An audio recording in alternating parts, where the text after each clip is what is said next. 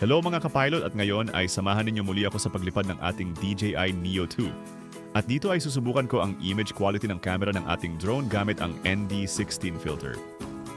Dahil masyadong maliwanag ang oras na ito, mukhang saktong-sakto ang ating ND16 para mabawasan ang liwanag.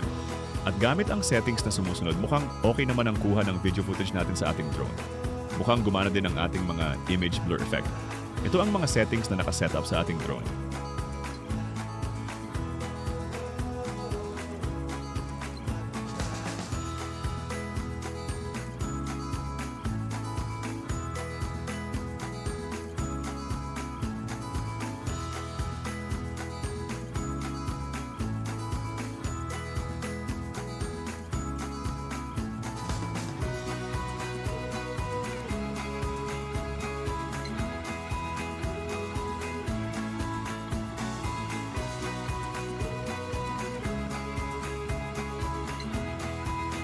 Oo nga pala, ang lugar na nakikita niyo sa ating footage ay quarry area dito sa Binangonan, Rizal.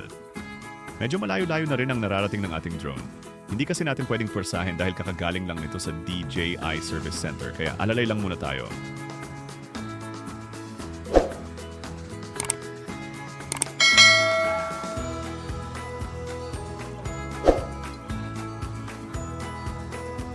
Sa mga oras na ito, pinabalik ko na ang ating drone dahil medyo nagbabadya na naman ang ulan. Mahirap na at baka bumalik na naman sa paggawaan ng ating drone.